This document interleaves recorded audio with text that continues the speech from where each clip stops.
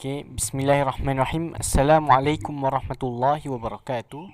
Ana Ayas bin Ahmad Zbullah dari kelas 4 Saifuddin, dan hari ini ana akan bentangkan tajuk yang ana pilih, iaitu 1.3, keunggulan sistem pentadbiran dan juga undang-undang.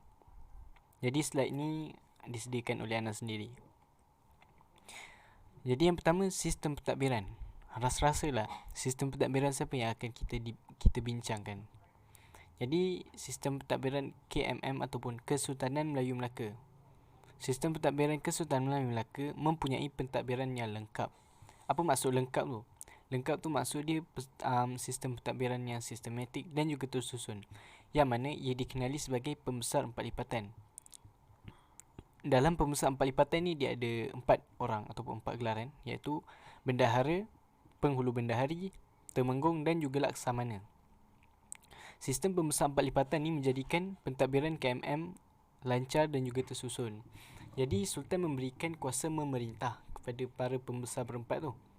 Jadi setiap kawasan yang ditadbir ataupun diperintah akan digelar kawasan pegangan. Jadi seperti yang kita nampak dalam slide ni, hierarki. Hierarki ni apa? Hierarki ni adalah kedudukan dalam sesuatu sistem pentadbiran. Jadi kali ni adalah hierarki dalam sistem pentadbiran Kesultanan Melayu Melaka. Yang pertama mestilah pemerintahnya, iaitu sultan. Yang kedua adalah pemangku sultan ataupun pengganti sementara sultan. Kalau sultan ada pergi mana-mana, bendahara yang akan tolong gantikan sultan. Yang ketiga sama level tiga ataupun sama tahap, iaitu penghulu bendahari, temenggung dan juga laksamana.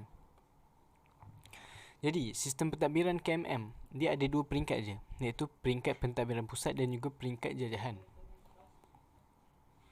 Jadi kita akan pergi ke peringkat pentadbiran pusat. Peringkat pentadbiran pusat dilaksanakan oleh pembesar berempat, yang mana ia terdiri daripada bendahara, penghulu bendahari, temenggung dan juga laksamana. Jadi first kali kita akan cakap pasal bendahara. Kita akan bincang pasal bendahara. Bendahara merupakan pembesar yang mempunyai tugas dan peranan yang sangat penting. Sebab apa? Sebab tu dia nombor 2. Beliau merupakan ketua pentadbir, ketua memerintah dan juga ketua turus angkatan tentera. Beliau juga akan menasihati sultan dalam apa-apa hal, dalam pelbagai hal, dan juga menjadi pemangku sultan. Macam nak cakap tadi, pemangku ni pengganti sementara sultan. Yang kedua adalah bendahari. Bendahari dilantik untuk menguruskan perbendaharaan secara teratur. Perbendaharaan ni macam kewangan ataupun hal yang berkaitan dengan duit lah. Syah bandar pula diamanahkan untuk menguntit cukai di pelabuhan, manakala pembesar lain menguntit cukai di kawasan pegangan. Jadi apa yang diorang nak buat dengan hasil perbendaharaan ni? Jadi hasil perbendaharaan ni akan disalurkan untuk kepentingan kerajaan sendiri, seperti membeli senjata dan juga membina istana. Jadi kebijaksanaan ini, kebijaksanaan mengawal perbendaharaan ini ataupun mengawal kewangan ini menjadikan Kesultanan Melayu Melaka semakin maju dan juga makmur.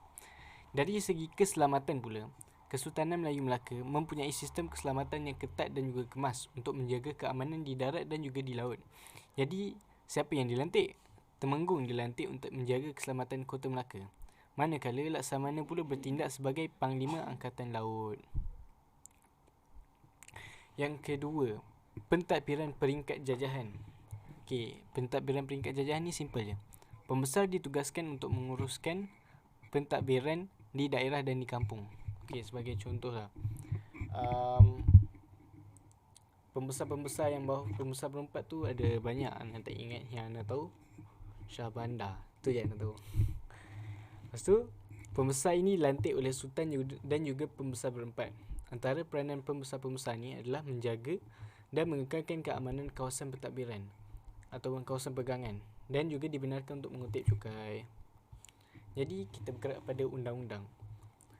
Kesultanan Melayu Melaka mempunyai 2 undang-undang, yang mana ia berasaskan syariah dan juga hukum adat, iaitu Hukum Kanun Melaka dan juga Undang-Undang Laut Melaka. Kedua-dua undang ini diperkenalkan bagi melaksanakan pentadbiran untuk menjamin kemakmuran dan kesejahteraan Kesultanan Melayu Melaka. Jadi yang pertama, Hukum Kanun Melaka. Hukum Kanun Melaka ni ada 44 fasal ataupun 44 perbicaraan, yang mana ia membincangkan tentang antaranya termasuklah jenayah, bidang kuasa sultan dan pembesar, kekeluargaan dan hal berkaitan dengan ekonomi. Jadi undang-undang kedua adalah Undang-Undang Laut Melaka. Nama pun Laut Melaka, semestinya dia dekat laut saja. Undang-Undang Laut Melaka ditubuhkan oleh beberapa nakhoda, iaitu Nakhoda Jenal, Nakhoda Diri dan juga Nakhoda Sahak. Undang-undang ini diperkenan oleh Sultan Mahmud Shah dan mengandungi perkara berkaitan dengan nakhoda, pelayaran jenayah di atas kapal dan juga percukaian. Okey, jadi kita gerak ke hukum kanun Melaka. Yang pertama adalah jenayah. Macam kita tahu, jenayah ni adalah sesuatu perbuatan ataupun tingkah laku yang menggugat ketenteraman dan juga keharmonian sesuatu tempat. Jadi apa yang akan penjenayah ni dapat? Jadi hukuman yang setimpal akan dikenakan terhadap perbuatan jenayah.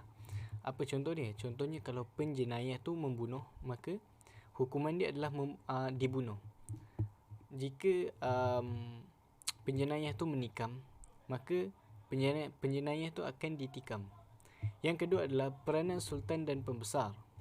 Setiap pembesar Melaka mempunyai peranan dalam pentadbiran dan mereka juga perlu arif dalam hal berkaitan dengan pelaksanaan undang-undang. So, pembesar-pembesar ni kena tahu lebih dalam hal-hal berkaitan dengan pemerintahan dan juga undang-undang. Yang ketiga, kekeluargaan. Jadi, apa je ada dalam kekeluargaan ni? Selalunya isu kekeluargaan.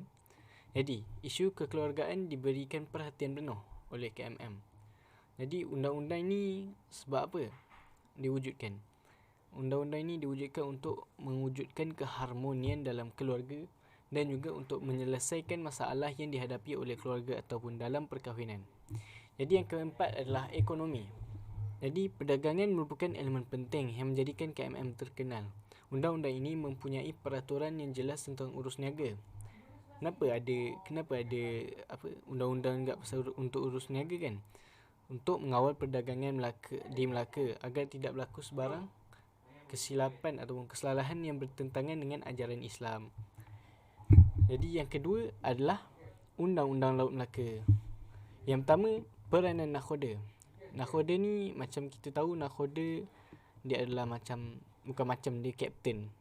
Sebab apa? Nakhoda berkuasa penuh dan diibaratkan sebagai raja dalam pelayaran. Semua pihak harus mematuhi arahan dan perintah nakhoda.